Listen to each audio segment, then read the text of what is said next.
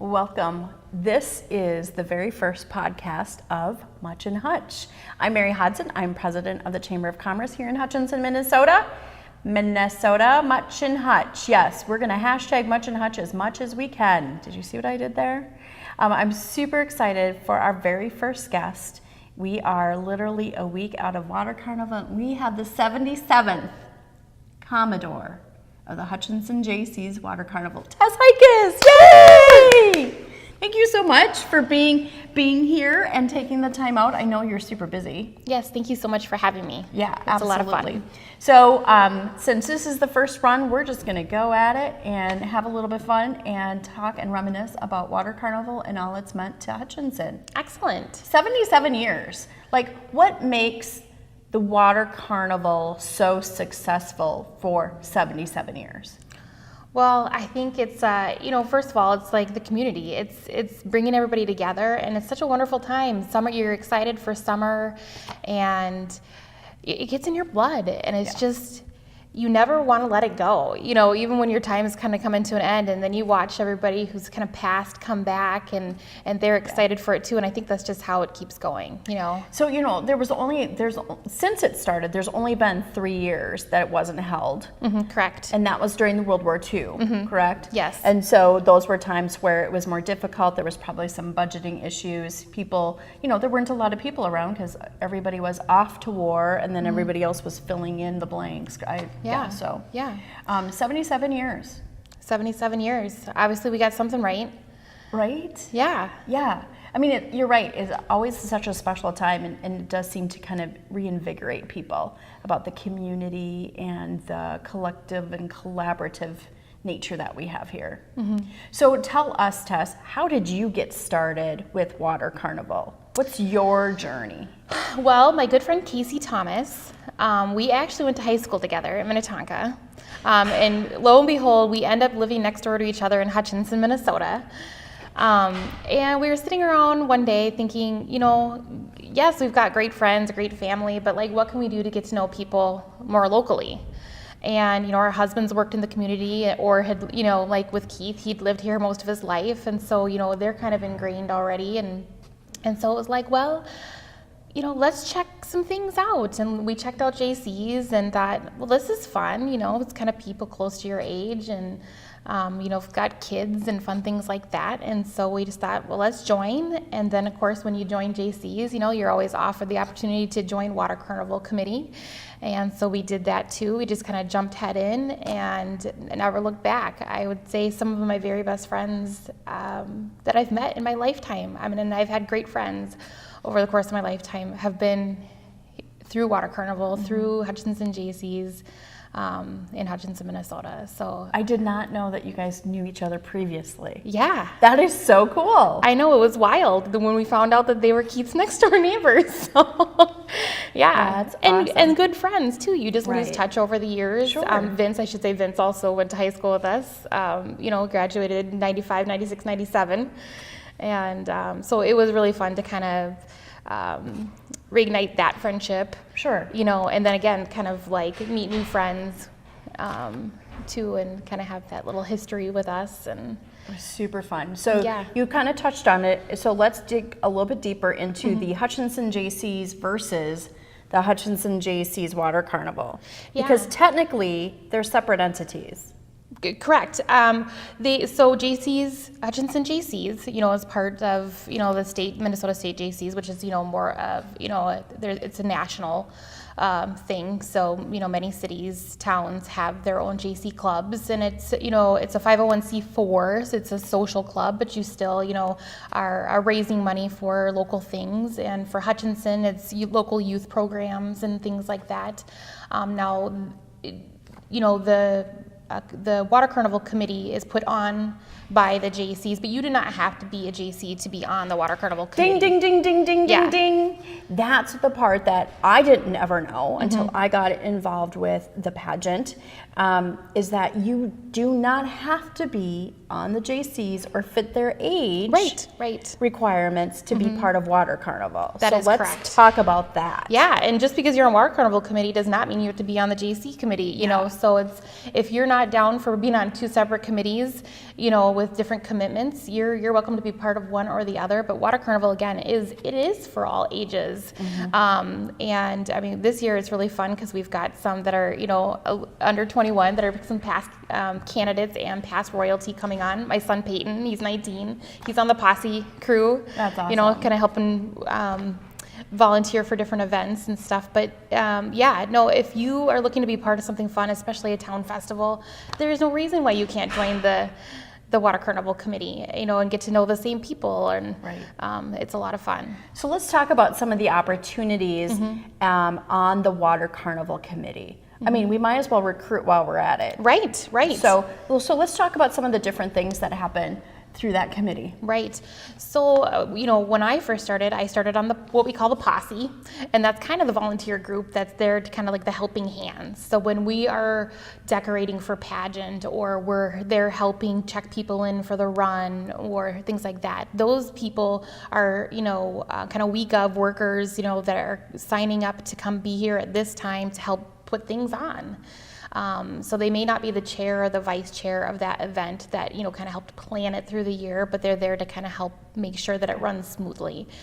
Sometimes that's a nice place to start, because you kind of can get a little overview of all the different areas and see, okay, maybe next year I want to vice chair this event or whatever. So, I mean, we have, with sporting events, we have the run, we have human foosball, we have the bike ride. This year we've got bean bags. We've got the pageant and coronation, and those are. Say that again. You have the what? Pageant and coronation. I bet you have really great MCs for we the pageant have wonderful and coronation. MCs. Oh my goodness, I'm sitting with one right now. Oh, imagine that. Yeah, Joe Nagel is joining me this year as an MC as well. Yes, I am looking forward to that. That's what everybody says, and then we think, we were going to try to behave, but. I mean, it's Joe and I. I'm not sure if that's going to happen for sure. I think you guys will put on a great pageant. We're excited. We're very excited. Yes, it'll be a lot of fun. Okay, so you got the posse people, and then you can be a chair or a vice chair of lots of the different events. Yeah. You also have a group of people that work toward collecting all the donations. Yes, that is our finance committee.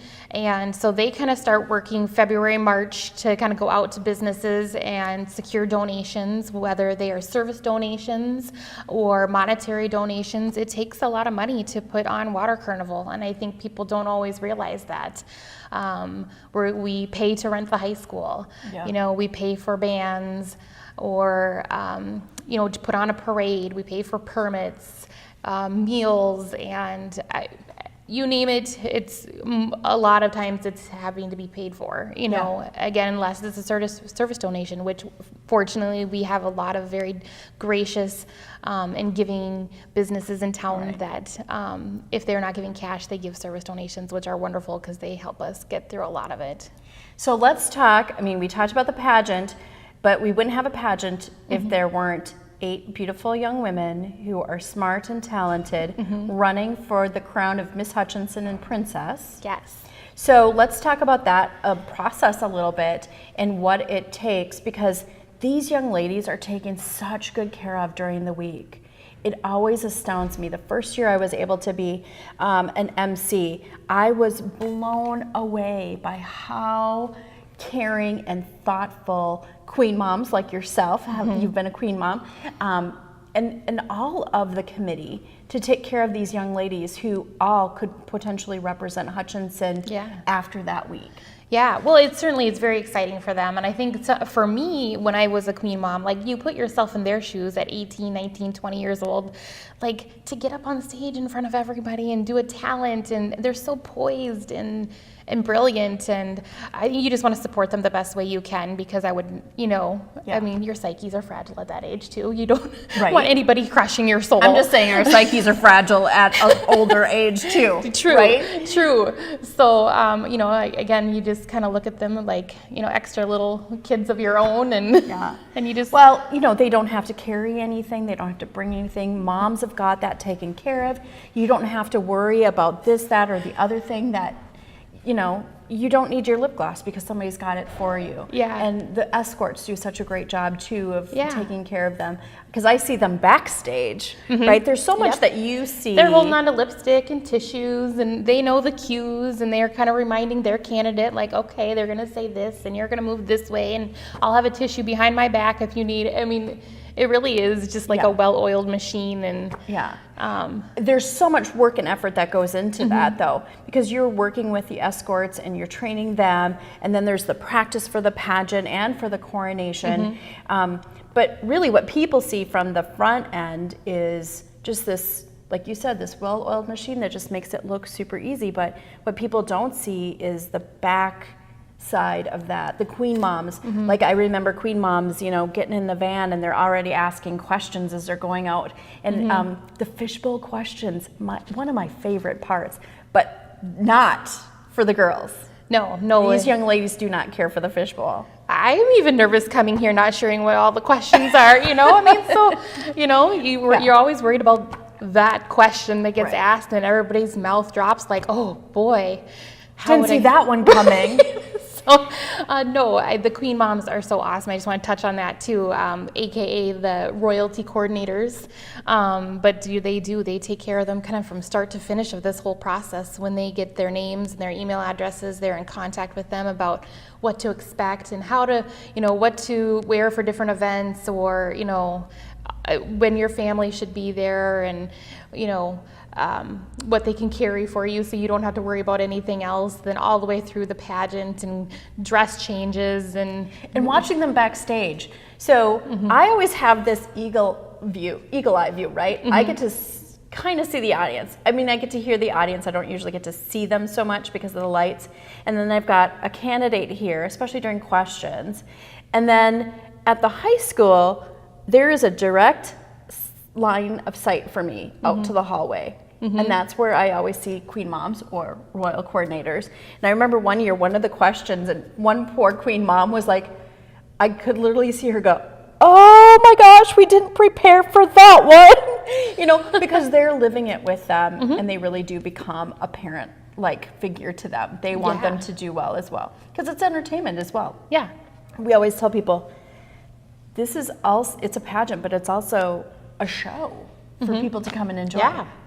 Well, yeah, I mean, we've got our dancers, our singers, our speeches, our comedy acts, and so it is a wonderful, event where everything, all their hard work is showcased. And there's a lot of blood, sweat, and tears that those young ladies go through. Yes. I mean, really, when you think about preparing for that, because they're backstage, they're changing, they got to have a gown. I mean, I remember one year we had a gown that broke right before they were supposed to go out, and literally grabbing a grandma who happened to have thread and was sewing into it, but then you got to get back out of it, right? And you're switching off. Candidate the interaction portion that they have to memorize. Yes. Yep. And then a lot of that's comes from the poster, and again they kind of work on that throughout the week when they're in their vans. Right, because they don't know until Monday what it is that they're going to be doing. So that's right. Yeah. Part of the competition is how well that you can memorize this information and then relay it to the audience. And people probably don't necessarily know that. Yeah. Great. What's your favorite part of the pageant itself? I think the end. I mean, I love the whole thing, but at the end, when you see the girls are all like, okay, their shoulders come down. Yeah. They're thought, oh, that wasn't as bad as I thought it was going to be, and they're so proud of themselves. And now they go back and they celebrate that that what they thought was going to be the hardest part of the week is over now, and so they're really kind of enjoying themselves more. Right. I do love the whole pageant, but it is nice to see them relax a little bit more. Because at that point, you're right. That's the aha moment. Yeah. Like the stress has left them, and now they're super excited for the rest of the weekend, and so you just see them kind of enjoy things a little bit more with a little less stress. So I would say that I really kind of agree with you. I love the pageantry that we still hold, and the opportunity for us to announce the royal family in such a traditional way. I love that when they come out there, and I love when the little kids come and when they get their cue and they know what it means. But at the end, because we've watched these young ladies progress from the beginning of the week. Yeah. You know, because that week is a huge week of growth. And you're right, to see them come off stage and go, I nailed it. we did it. We all did it. And be so supportive of one another, because a lot of these young ladies, they come together, they don't know each other or all of the group. And for them to kind of cluster together and create this little family during the week in a support of one at that. I've seen some really fun friendships come out of these weeks where they, you know, didn't know each other before or just knew of each other, but, you know, then they ended up being roommates and then, you know, great friends that kept in touch over the years afterward. So great segue to royal families. So when we say royal family, maybe not everybody understands what that means. Tell us, what is a royal family? Well, that's your Commodore and First Mate, your Vice Commodore and Second Mate, and then your Miss Hutchinson, your Queen, your Princess, their families. Our Mr. Hutchinson, our Woman of the Year, and our Junior Queen and Junior Commodore and their families.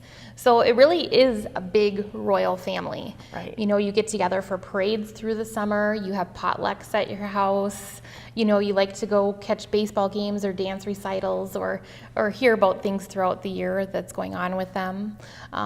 So that, that becomes kind of your royal family, not just through the summer, but through the whole entire year. Yeah. And many continue those relationships Yes. well past their year. Yeah, whether they celebrate Thanksgivings together or just, again, potlucks to come together, graduations, babies, weddings. Yeah, I think that a lot of people don't realize that it really does come into a familial relationship. Yes, very much so.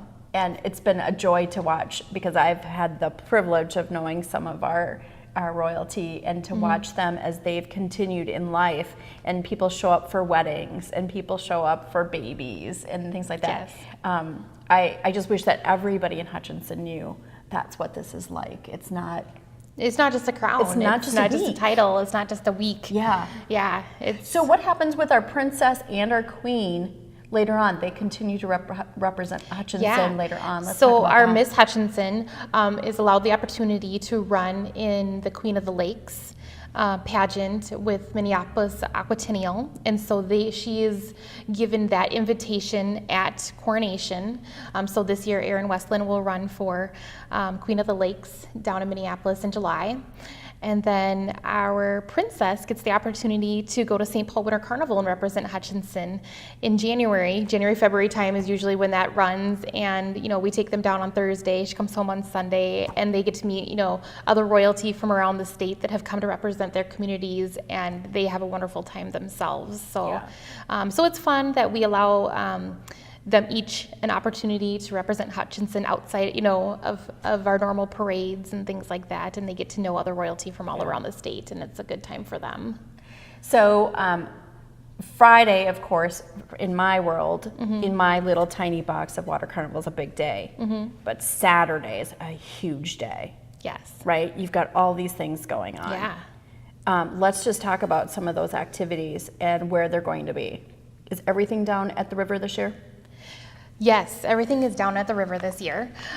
So on the stage, we are going to have our junior royalty coronation, and that will be after the Kitty Day parade, which will also be down at the river. Our human foosball will be down at the river. The run will be at JC Riverside Park, but then hopefully maybe some of those runners will want to join in over at West Riverside Park. Do you have the paintball? Paintball, yes, the inflatable paintball. They are out of Annandale, and this is so fun, you guys. This cannot wait is to for see ages this. 8 and up, and we played last summer in Winthrop, royal family and all. Like, everybody had a wonderful time. So again, 8 and up. It's not the, I'm going to sound silly now. It's not the CO2 loaded, so it doesn't hit quite as hard as. It's a softer hit. It's a softer hit, I should say, yes. It's big inflatable kind of course, and then the grass is the ground. So, and then they have little obstacles in there, so you can kind of run around, have your team, and they've got all the equipment available. So you just pay your $3 or $3 or 2 for $5, and Yeah. you guys, it is so fun. I mean, again, all ages. We had a great time. We had a great time taking pictures of everybody running around in there. I think people will love that. Yeah, and they're going to be there Thursday and Saturday. So Thursday night, the night of the boat parade. So if you're down there listening to Andy Austin, watching the boats go by, buying hot dogs and beer or soda, and you can play some paintball. And then hopefully that'll drum up a little bit of more excitement for Saturday's paintball down there too. Right. So And human foosball has just really taken off. Yeah. It is hilarious to watch. It is a lot of fun to watch. And it's really fun to play too. So Yeah, see, I can't play. I can't go in there and play because I have physical limitations. So that's why I say it's really fun to watch. But to watch these people, they have so much fun playing and getting their teams together. Yes. It's a hoot. It is a hoot. Vivid Image comes to mind when I think of people who are looking forward to playing and putting their teams together, who is also a sponsor of ours. But they look forward to this event every year and have a lot of their employees playing on their team, and they get very excited and pumped up for it. Paint in the Park? Painting in the Park is also on the stage. Our Tara Tepley, she is leading a beautiful painting of the river. It looks like some Adirondack chairs looking out at the sunset. So that will be the painting that they paint on the River Song stage on Saturday morning. So Yeah, that's always really fun to see all of those come together as well. Mm-hmm. All right, lots of opportunity on Saturday night that sometimes people don't realize. So there's activities that happen for people part of Water Carnival. Yes. But then there's the Queen Dance. Queen's Dance is open to the public. It is 8 to 12 at the golf course. Again, it is free and open to the public. Just come on in. We have a DJ from the Loon, and he plays great music, and everybody's out there dancing, having a good time. And Yeah, it's always interesting to me that people don't realize, just come out. Yeah. Come out and have a good time. You don't have to know music. anybody that's running. You don't just come on out and enjoy the music, like you Enjoy said. it, yeah. And then the Grand Day Parade. Grand Day Parade. I mean, who doesn't love the Grand Day Parade on Father's Day? Right. And we get to celebrate all the dads out there, and then we have a parade for them. So it always cracks me up because people think that it's the Chamber Father's Day Parade. Okay. So people will call the Chamber that's housed here. We're in the historic Jurgensen Hotel right now, and we're in the lobby. Our office is here in the front side of the building, and people think when they call, they literally call us and go, when is your Father's Day event that you put on? We don't want that work. You guys keep that work. But it's on Father's Day. It's a great day. Many businesses do a great job of really kind of incorporating Dad into that day. Yes, and then we love having the visiting school bands that are always so great to listen to. People put together great floats. It's fun to see the visiting royalty. Our own royalty, of course. We like to think we have the best float, with our river rocks. And because it is the Water Carnival. Yeah. This wouldn't happen, the parade would not happen without the help of the Hutchinson Police Department. Yes, the police department is amazing the whole week of Water Carnival. I mean, and their dads themselves too, I'm sure would love to maybe do something other than... Right. But they love their community too, and they're so good. They are so great. The city's really generous when it comes to allowing, because the police services are through the city of Hutchinson, and allowing them to be able to be helpful. But also, it's kind of like arts and crafts. Safety has to come first. Yes. People have to be safe, and they do a great job of that. Yep, road closures, maintaining safety, and making sure that we all kind of get out there and stay on time and stay on task. You have 2 hours, right? Because you're shutting down a state highway. That's a big deal. Yep, so DOT says you will start at this time and you will end at this time. Period. So the Hutchinson Police keeps us on task and make sure that we start on time and end on time. Yeah. So that's something that they really work hard at doing. Yes. And Joe is usually doing that. So we might talk about that during the pageant or coronation. Heck, I might start the coronation without him because he might still be picking up road block thingies. I don't know whatever they are. Who knows what could happen by then. He might be coming running in on tennis shoes for all I know. All right, and then we end the week with coronation. Coronation. Yeah, and by then, these people who have been working so hard all week are so tired, but they're still wired because there's still a couple of questions that are unanswered, right? Right. It's who's the queen, who's the princess, There's talent and congeniality in there. And then the buzz is always about Who the next Vice Commodore is. who the next Vice Commodore is. And obviously you know, and obviously John Beach, your Vice Chair, knows. Do you have any hints for me? They are a Water Carnival committee member. That really It does narrow it down. I mean, because there's only about 40 of us, so. It narrows it down. I think I might know who it is. No clue. Are you kidding? No clue. Yeah, it's always fun though, because we always kind of all watch. And it's fun to watch the audience too, because there's so many people who've been coming to the coronation, the pageant and coronation for so long, and they have their own picks. Who's it going to be? Right. And so that's always exciting. You've added something new this year, though, to the Water Carnival Week. I did. You want to tell them about it? Party in the Park. Party in the Park is like, I felt like Water Carnival needs like this like kickoff, you know, because we're all like amped up, we're excited, we've been planning since January, and some of us planning since last June. Right? Yeah. So, you know, I love music in the park, but it's about so many other things as well, and so you kind of want this just like big kickoff.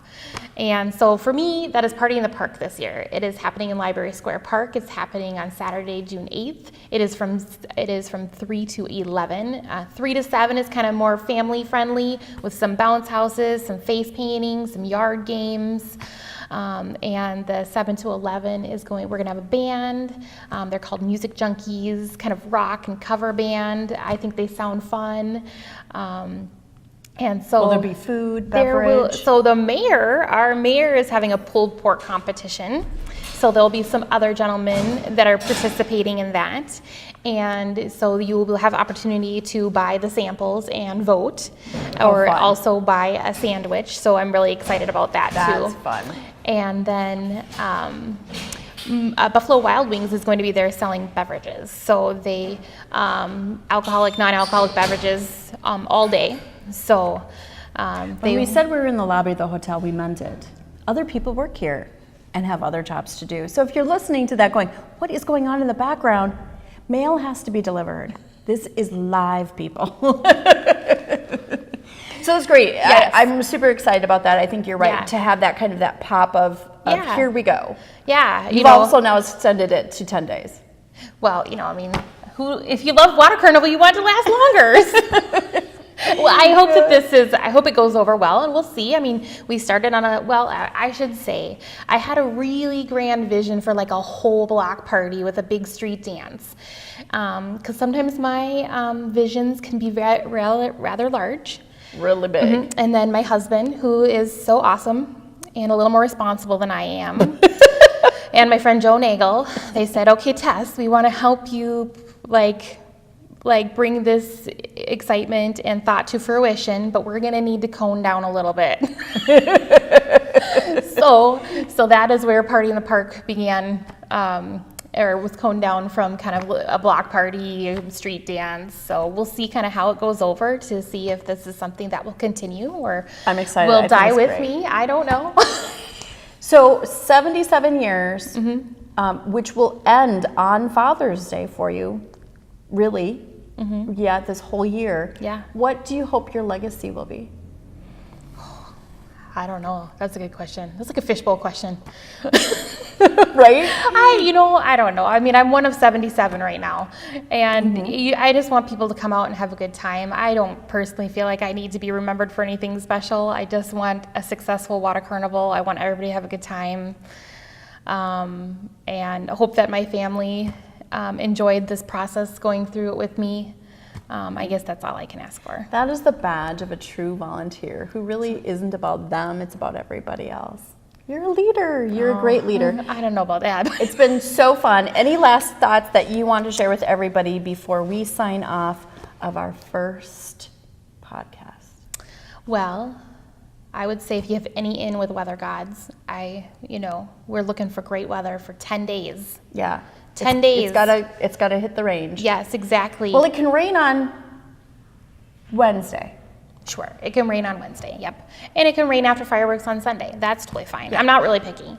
But no, just come out and enjoy, whatever part you can. You know, most of it's free, and even if you're not participating in a sporting event or coming to the pageant or the coronation, just come out and watch people. It's such a great time, and this is a time where you should come out and be part of the community. So be watching for the posters that are around the community. It has beautiful faces. And then there's Joe and I.